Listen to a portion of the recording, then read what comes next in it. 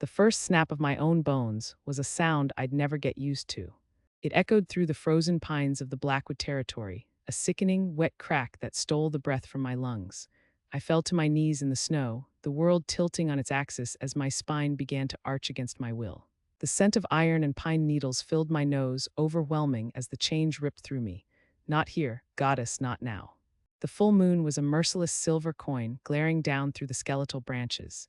It was early, too early. The moon hadn't even reached its zenith, but the fever was already upon me, a wildfire in my blood. I'd been running patrol on the eastern ridge, trying to outpace the tremors in my hands, when the first wave of agony had buckled my legs. Another crack, this time in my jaw. I tasted blood as my teeth lengthened, cutting into the soft flesh of my mouth. My clothes strained, seams popping, the world sharpened into painful focus. The scratch of an owl's wing a mile away, the frantic heartbeat of a snowshoe hare buried in its burrow beneath me, the distant, laughing howls of my packmates already surrendering to their wolves at the ceremonial grounds.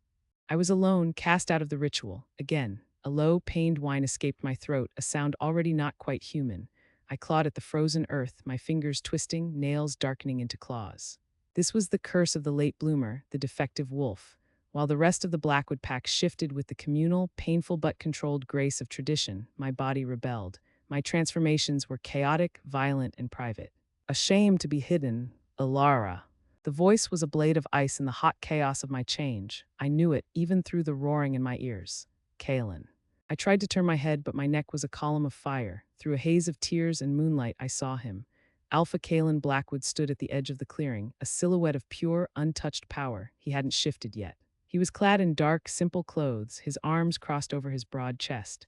The moon lit the sharp planes of his face, his silver eyes glowing with a cold, detached light. He was my destined mate. The bond had snapped into place the day I turned 18, a searing, undeniable thread of fate connecting my soul to his. And he had never once acknowledged it. "You were ordered to stay in the den tonight," he said, his voice devoid of the strain that racked my body. It was flat, disappointed. "Your lack of control is a danger to yourself." To the pack, I couldn't speak. My vocal cords were shredding, reforming. All I could manage was a guttural growl, thick with pain and a humiliation that burned deeper than the breaking bones. He took a step closer, and the predator in me, the wolf fighting to the surface, stilled. Even in my half-formed state, the alpha's command was absolute. His scent, snow and cedar and raw, dominant power washed over me, a torment and a lure. The forbidden attraction was a live wire in my gut. He was my hunter, my alpha, my destined, rejecting mate, the ultimate prey I could never have. "You smell of fear and pain, Elara," he murmured, his nostrils flaring. "It's weak, it unsettles the others." Another vertebra popped. I screamed, the sound dying into a ragged howl. Fur, the color of shadow and ash, erupted along my forearms. The horror of losing control was complete. I was a passenger in my own body, watching it warp and contort, feeling the animal mind rise up to swallow my human thoughts. The world bled into scents and sounds and primal urges. Kaelen watched, unmoved. "Your wolf is a feral thing, unworthy of the Blackwood name." The words, spoken so calmly, cut deeper than any claw. My changing wolf let out a snarl of pure anguish. I wanted to lash out, to make him feel a fraction of this tearing agony, but the hierarchy held me. The pack loyalty, beaten into me since birth, warred with the betrayal that festered in my heart. Just as the final, wrenching shift was about to take me, a new sound pierced the night. A howl, but not from the ceremonial grounds. This was a stranger's howl. It was deep, resonant, and carried a wild, ancient melody that made the very air vibrate. It came from the north, from beyond the Blackwood border, from the forbidden expanse of the shattered range. Kaelen's head snapped up, his silver eyes flashed, now fully wolf-like. All his detached coolness vanished, replaced by a razor-sharp alertness. The howl echoed again, closer this time. It was a challenge, a declaration. My wolf, now almost fully emerged, whimpered and pressed its belly to the snow, not in submission to Kaelen, but in instinctive fear of that unknown sound. It spoke of power that made our alpha's dominance feel practiced, young. Kaelen looked from the direction of the howl down to me, a complex storm of emotions finally breaking through his icy mask. Fury, calculation, and something else, a flicker of primal alarm. "This changes nothing," he hissed at me, but the command was weaker, his attention divided. "Get back to the den, now, do not let anyone see you like this." He didn't wait to see if I could obey. In a blur of motion and a symphony of swift, efficient cracks, Kaelen shifted. His transformation was a masterpiece of controlled power, taking less than 10 seconds. Where I was a mess of agony, he was a study in lethal grace. His wolf was enormous, a beast of midnight black fur and those same piercing silver eyes. He threw back his head and issued an answering howl, a command, a warning to the pack. Then he was gone, a black streak vanishing into the trees toward the northern border. I was left alone in the clearing, my body finally completing its brutal change. I shook out my ash-gray fur, the last human thoughts clinging like cobwebs. Stranger, howl, shattered range, danger. But another thought, human and bitter, remained. He left me, again. Shame and the new, foreign fear of that unknown howl propelled me. I turned from the ceremonial grounds and slunk into the deeper woods, a shadow among shadows, heading not for the den, but for the one place I could be alone. The abandoned watchtower by the old river. The run was a blur of snow and shadow. The kill that changes everything happened just south of the tower. The scent hit me first, blood fresh and hot, and the musky fear of a young white-tailed buck. It was cornered against a rock face, its leg bent at a wrong angle. The hunger of the wolf rose, a yawning, undeniable void. The human part of me, the one that still pitied the trembling creature, was drowned out by the moon's call and the raw need to fill the emptiness inside.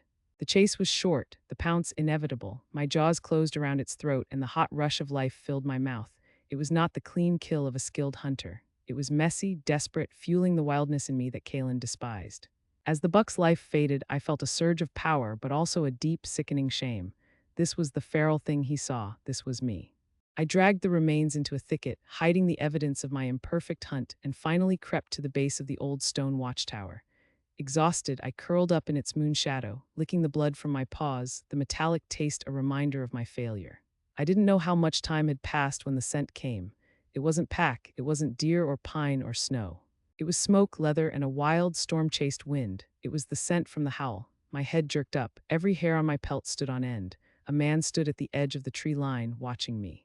He was tall, broader even than Kaelen, wearing worn leathers and no coat despite the biting cold. His hair was long, the color of wheat, tied loosely back, but it was his eyes that held me. Even from this distance, in the moonlight, they glowed a fierce, untamed amber. He didn't move, he didn't speak, he just observed. And his scent, that wild, intoxicating scent, wrapped around me both a threat and a promise. It made my wolf sit up, not in fear now, but in a curious, electrified alertness. The mate bond thread in my chest, the one tied to Kaelen that always felt cold and silent, gave a faint, confused shudder.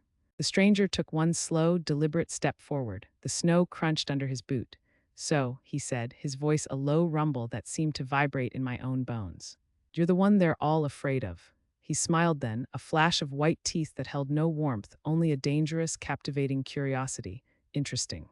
Before I could react, to flee, to snarl, to move a muscle, a chorus of furious howls erupted shockingly close. Blackwood wolves, dozens of them, led by a familiar, furious black shape at the front. Kaelen had found us. The stranger's amber eyes met mine. He didn't look at the approaching pack, he looked only at me. "Until the next moon, little wolf," he whispered, the words carrying on the wind as if meant for me alone. Then he turned and melted into the forest, moving with a speed that defied logic, leaving no trace but his haunting scent and the echo of his words. A second later, Kaelen's black wolf burst into the clearing, his pack fanning out behind him. He skidded to a halt, his silver eyes scanning the empty space where the stranger had stood. Then they locked onto me, covered in the blood of my kill, hiding in the shadows. His gaze swept from the vanished stranger's trail to my bloodied muzzle.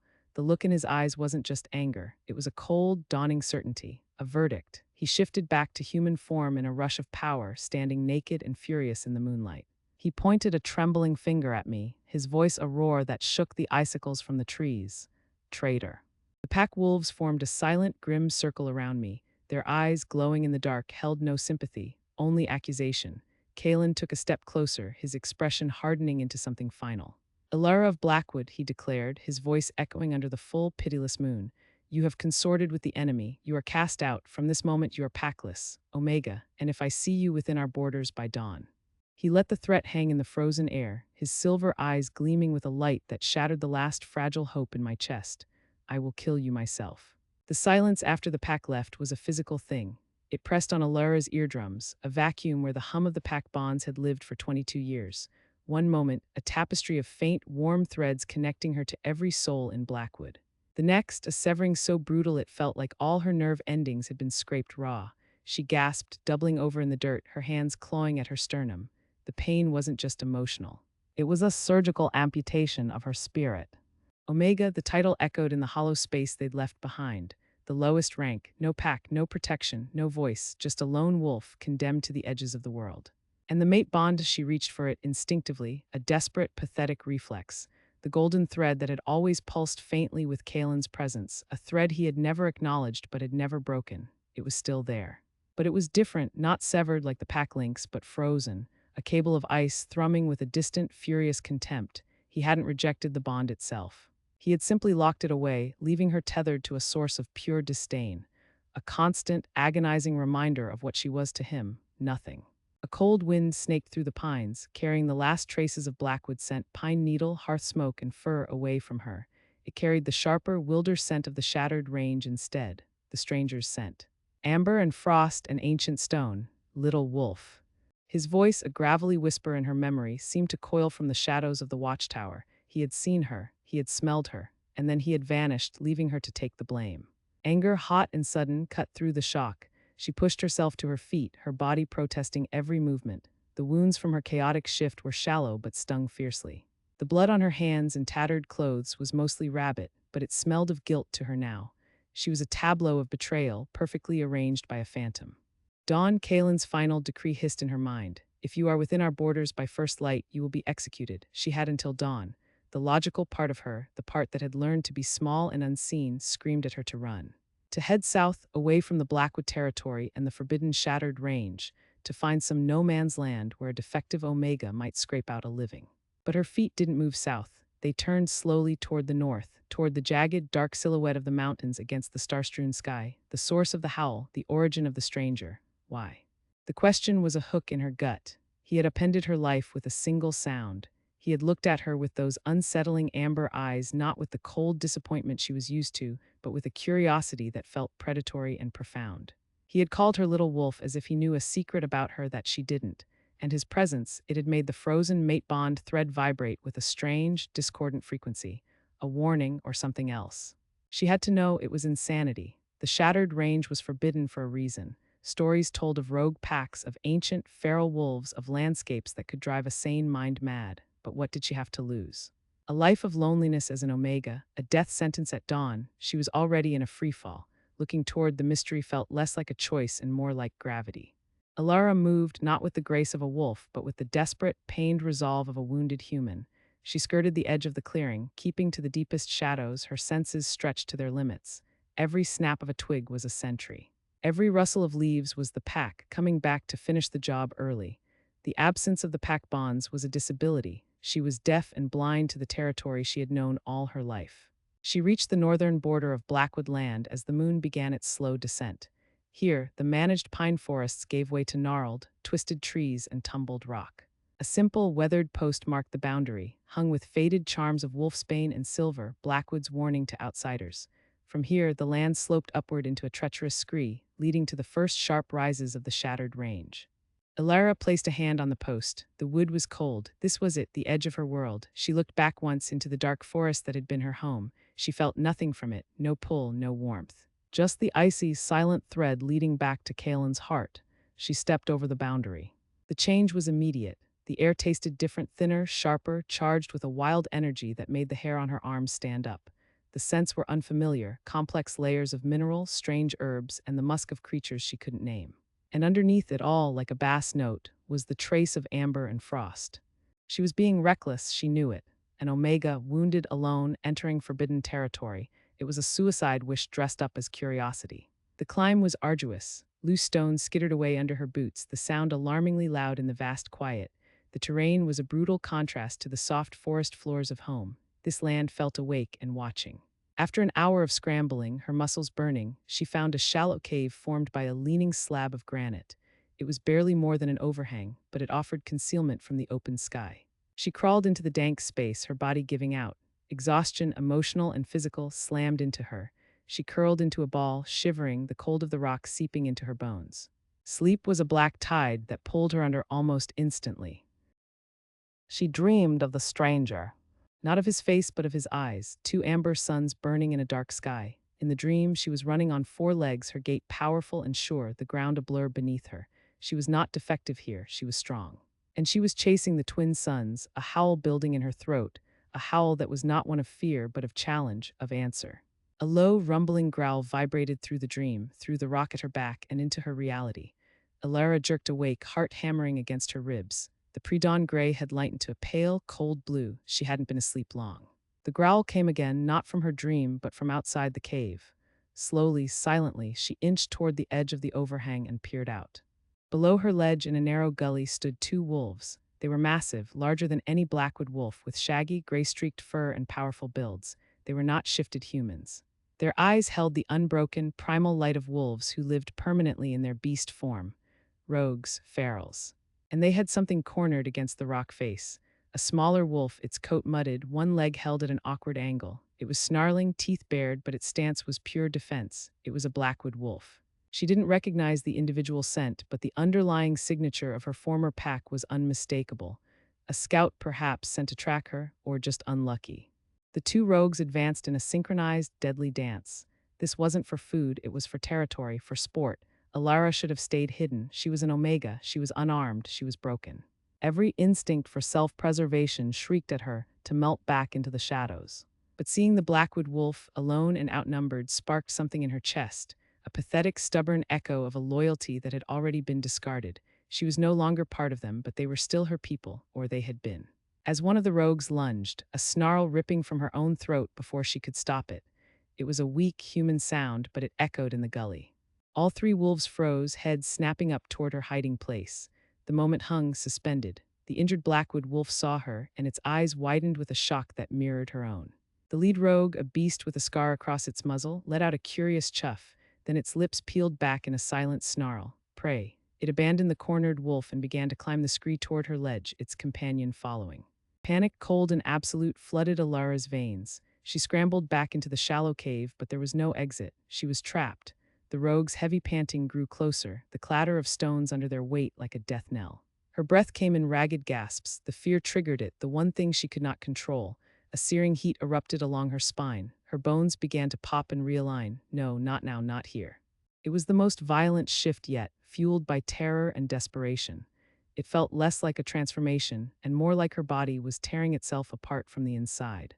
A scream was ripped from her human throat, morphing into a pained, guttural yelp as her jaw lengthened. Fur, dark and mottled with patches of bare, scarred skin, erupted. She collapsed onto the cave floor as her limbs twisted, the world dissolving into a kaleidoscope of agony. When the worst of it passed, she was in her wolf form, the defective, stunted, painful form. She was smaller than the rogues, her body asymmetrical, one shoulder higher than the other. She panted, drool mixing with tears from the pain, trying to push herself up. The two rogue wolves filled the cave entrance, blocking the light.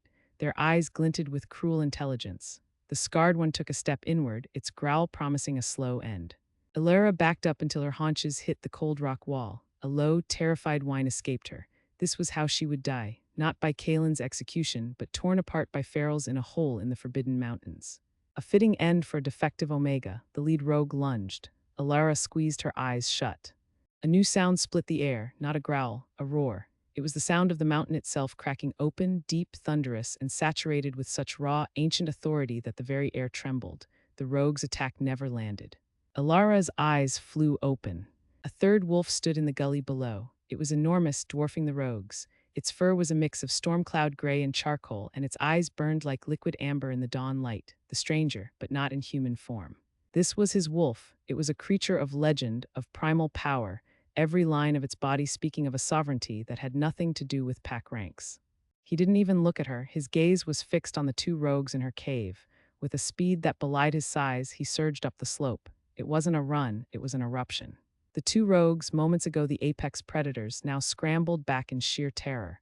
They tumbled out of the cave mouth, yelping, trying to flee. The stranger was on them. It wasn't a fight, it was an execution. One swipe of a massive, clawed paw broke the neck of the first rogue with a sickening crack.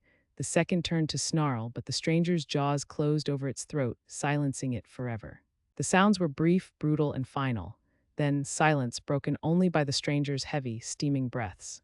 He stood over the two dead rogues, his magnificent head lifted. He shook his massive coat, sending a spray of blood-flecked spittle into the air. Then slowly he turned those amber eyes toward the cave, toward Elara. She cowered, pressing herself into the stone. This was worse, so much worse. He was death incarnate. He shifted. The transformation was seamless, fluid, a ripple of power rather than a fracture of pain. One moment, the giant wolf. The next, the man, tall and powerfully built, standing naked in the gully as if clothes were a trivial human concern. The dawn light gilded his skin, highlighting scars that told stories of countless battles. His amber eyes hadn't changed. They pinned her in place. He took a step toward the cave, then another. He moved with a predator's grace, unbothered by the carnage at his feet. Elara tried to snarl, but it came out as a pathetic whimper. Her body refused to obey her, locked in a paralysis of fear and post-shift agony. He reached the cave entrance and crouched down, his frame filling the opening. He studied her misshapen form, her trembling limbs, the fear in her eyes. His expression was unreadable. "Little wolf," he said, his voice the same low rumble from the watchtower. He didn't reach for her, he just watched. "You are a long way from home." A fresh wave of pain from her twisted shoulder made her flinch. A low moan vibrated in her throat. Something flickered in his amber gaze. Not pity, something more like recognition. He tilted his head, his nostrils flaring as he took in her scent deeply. "The Blackwood Alpha casts out his own heart," he murmured, more to himself than to her, "and leaves it bleeding on my doorstep." He finally moved, extending a hand toward her. Elara flinched back, a growl building. "Be still," he commanded, and his voice held that same undeniable authority his wolf had possessed. It wasn't a request, it was a force. His hand didn't touch her fur. Instead, it hovered over the worst of the scarring on her shoulder, where the muscle always knotted during a shift.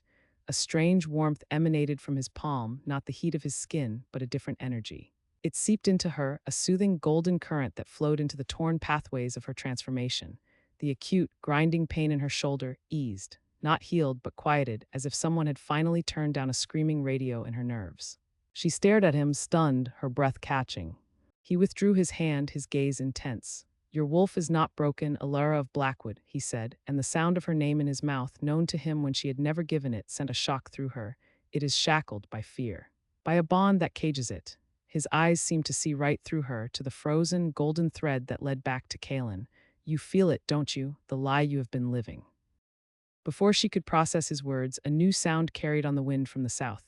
The distant, coordinated baying of hounds, Blackwood tracking hounds, and beneath it the faint, collective pulse of a warrior patrol, Kaelen. He hadn't waited for dawn. He was coming to ensure his sentence was carried out.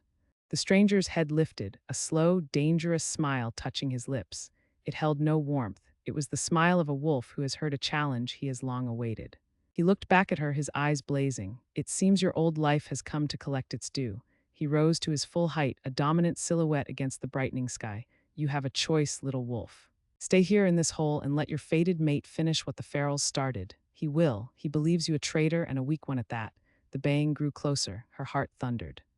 "Or," the stranger said, his voice dropping to a compelling whisper, "you can come with me, into the heart of the shattered range. You can learn what your wolf truly is, and you can decide for yourself who your mate should be." He extended his hand again, not in healing, but in offer. Below them, from the direction of the Blackwood border, a clear, furious howl split the morning. It was Kaelin's howl. It was a sound of pursuit, of final judgment. The frozen mate bond in her chest gave a violent, painful jerk. Elara looked at the stranger's hand. She looked at his amber eyes, which held secrets and a terrifying kind of promise. She looked back south, toward the sound of the hunting party that had once been her pack. She made her choice. The world was reduced to 2 points of amber light. The stranger's eyes held her, not with the cold, dismissive glare of Kaelen, but with a focus so absolute it felt like a physical touch. His words, "You are shackled, little wolf," echoed in the ringing silence left by the rogues' dying snarls. The scent of their blood was thick and coppery in the air, mixing with the damp stone of the cave and his own wild, ancient aroma, pine, frost, and deep earth. Elara tried to speak, but her throat was raw from her aborted howl, her body a tapestry of fresh agony from the violent shift. All she managed was a pained whimper that sounded pathetic even to her own ears.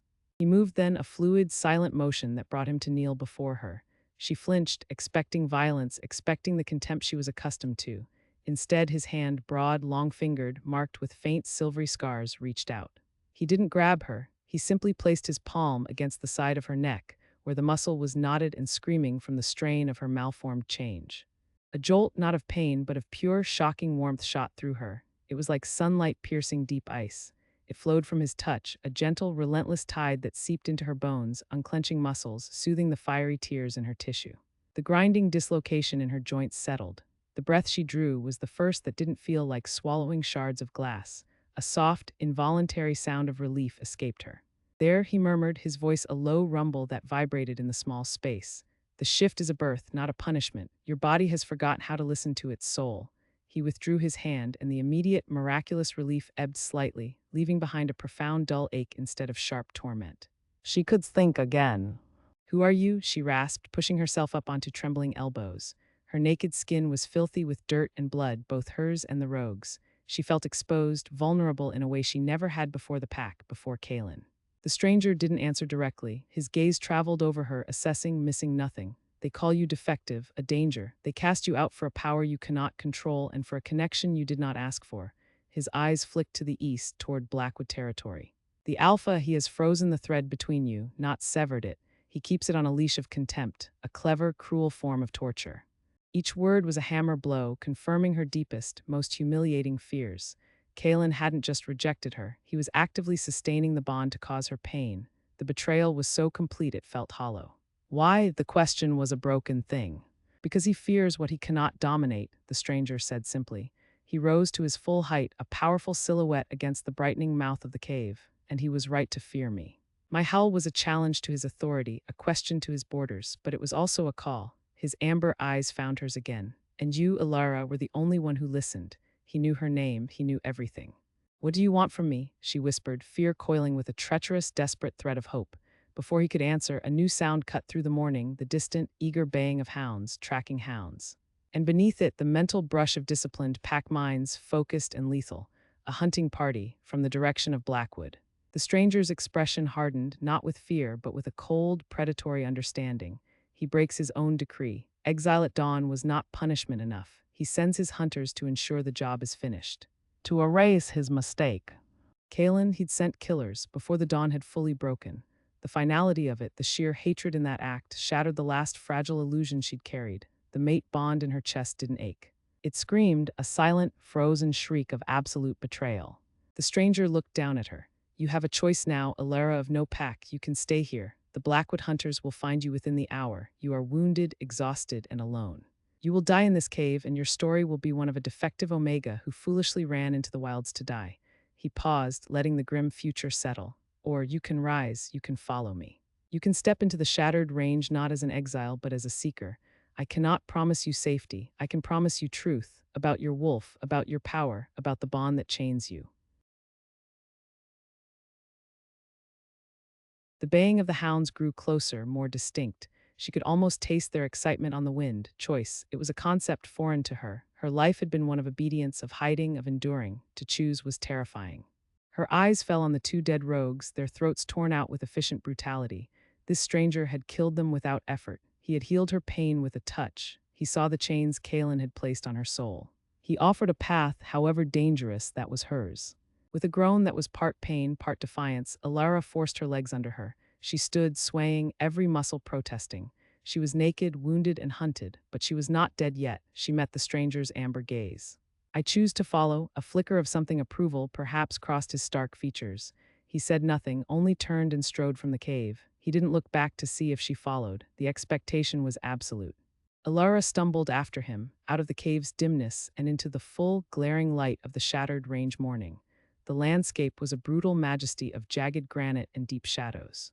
The stranger moved across the treacherous scree with the grace of a shadow, his bare feet finding purchase where she saw none. She followed, her own feet cut and bruised, her breath coming in ragged gasps. The sound of the hounds was a constant, driving terror at her back. They climbed higher, leaving the gully behind. The air grew thinner, colder. Just as her vision began to spot with exhaustion, the stranger angled toward a sheer rock face. As they neared, Elara saw it. A narrow crack, almost invisible, leading into the mountain itself. He slipped inside without a word. She hesitated at the entrance, darkness yawning before her. From far below, carried on a twist of wind, came a sharp, frustrated command, a Blackwood hunter. They had found the cave. Elara plunged into the crack. Inside, it was not a cave, but a passage. It was tight, forcing her to turn sideways, the cold stones scraping against her skin. She could hear the stranger moving ahead, a soft shuffle of movement. For what felt like an eternity, she inched forward in utter blackness, the weight of the mountain pressing in. Then ahead, a faint, cool blue light appeared. She emerged into a cavern that stole her breath. It was vast, light filtered down from high, hidden fissures, illuminating a subterranean forest of pale, glowing fungi and delicate mineral formations that dripped from the ceiling like stone lace. A small, clear pool reflected the eerie light at the cavern's center. The air was still, cool, and carried a clean, mineral scent. It was silent. The baying of the hounds was utterly gone, swallowed by the mountain. The stranger stood by the pool, watching her take it in. They will not find this place. The mountain hides its own. Elara sank to her knees at the water's edge, drinking deeply. The water was icy and pure. For a long moment, there was only the sound of her drinking and her slowing breath. "Who are you?" she asked again, her voice steadier. He finally answered, "My name is Ronan. I am the keeper of the Shattered Range, and you, Elara, are a latent alpha." The words meant nothing. She stared at him blankly. "I'm an omega, a defective one." "You are neither," Ronan stated, his voice echoing softly in the cavern. "What your pack calls defective shifts are the birth pangs of a power they have spent generations breeding out of their lines. Control, conformity, hierarchy. These are the tools of a stagnant pack. Your wolf does not submit because it cannot. It is not meant to. It is meant to lead." "That's impossible," she breathed, but the protest was weak. She remembered the explosive, terrifying energy of her shifts, the raw power that felt like it would tear her apart. Not weakness, contained strength. "The Blackwood line has grown weak and fearful," Ronan continued, pacing slowly. "Their alphas rule through dominance and tradition, not true strength. Your alpha felt the potential in you, the threat to his unchallenged rule. The mate bond was nature's design to pair true equals, to create an unbreakable alliance. He felt it and sought to cripple you by freezing it. He keeps you in a state of perpetual rejection to smother your wolf before it could ever challenge him." The truth unfolded like a poisonous, beautiful flower. Every cold look from Kaelen, every order to stay away, the public humiliation, the exile, it wasn't about her weakness. It was about his fear. "Can you unfreeze it?" The question was a whisper. "I cannot break a mate bond forged by the moon itself," Ronan said. "Only the two involved can do that, but I can teach you to build walls of your own, to shield yourself from his contempt, to draw on your own strength, independent of that tainted thread. And when you are strong enough, you will be able to face him. You can choose to sever it, or you can choose to force him to acknowledge it on your terms." The concept was so vast it was dizzying. Choice, power, terms, what must I do? "First you heal in body and spirit." He gestured to the pool. "The waters here are infused with the mountain's essence. They will speed your healing. Then you will learn to listen to your wolf, not fight it. You will learn to shift with intention, not with terror. It will be harder than anything you have ever done. The chains are not only his, you have internalized them." For days, or perhaps weeks, time blurred in the eternal twilight of the cavern. Ronan trained her. It was not training as the Blackwoods knew it. There were no drills, no sparring. He taught her stillness. He taught her to feel the pulse of her own blood, the separate, proud consciousness of the wolf within that she had always fought as a monster. He had her sit by the glowing fungi and simply feel.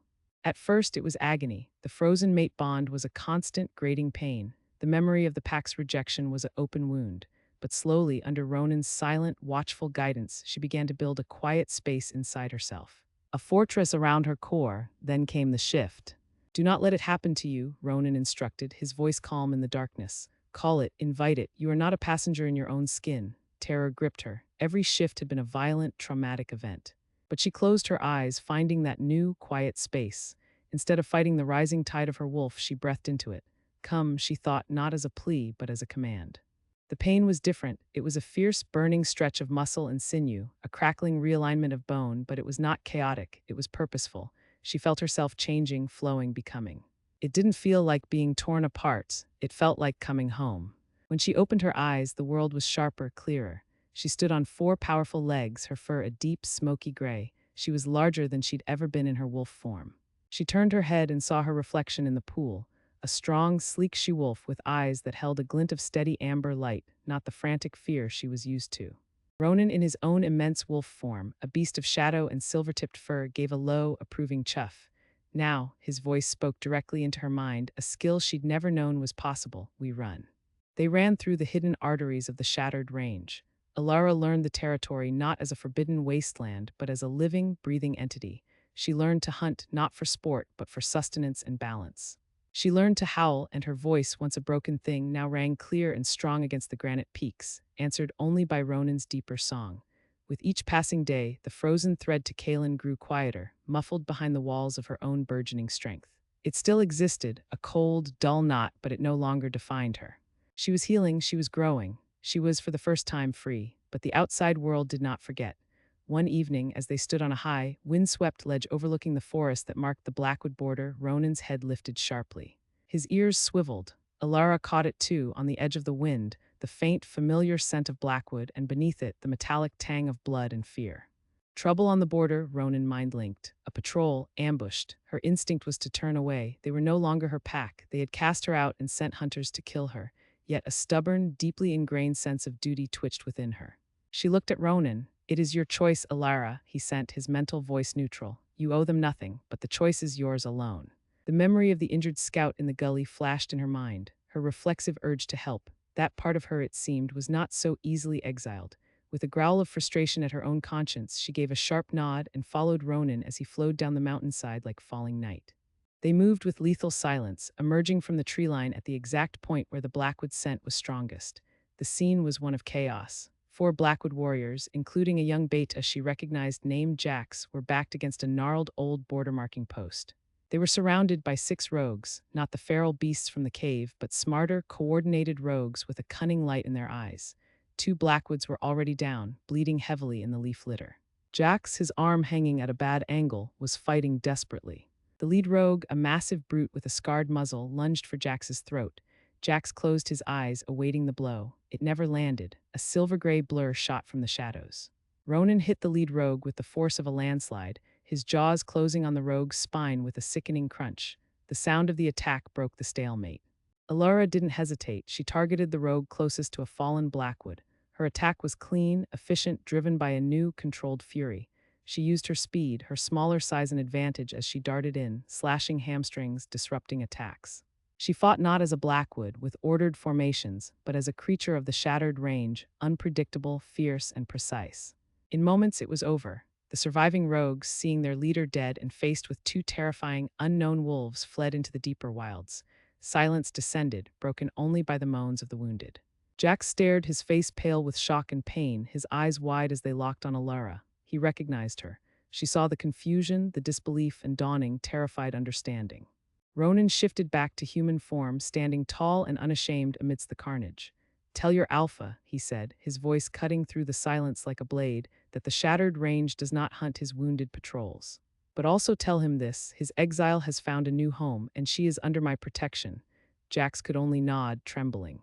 Ronan looked at Elara. It was time, she felt it. The frozen thread in her chest was vibrating, not with pain, but with a distant, furious awareness. Kaelen knew. He had felt the surge of her power through the bond he had frozen. She shifted, standing naked and unflinching before the remnants of her old pack. She felt no shame. She was marked with the scars of her old life and the strength of her new one. She looked at Jax. "Tell him I am not defective," she said, her voice clear and steady, carrying an authority that had never been there before. "Tell him I am awake." With that, she turned her back on the Blackwood border, on her past, on the frozen knot of a betrayed bond. Ronan fell into step beside her, and together they melted back into the shadows of the shattered range, leaving behind a silence more profound than any howl. In the heart of the mountain, under the glow of the stone lace, Elara finally felt the last of the internal chains fall away. She was not an Omega, she was not an exile, she was Elara, and her story was just beginning. The end.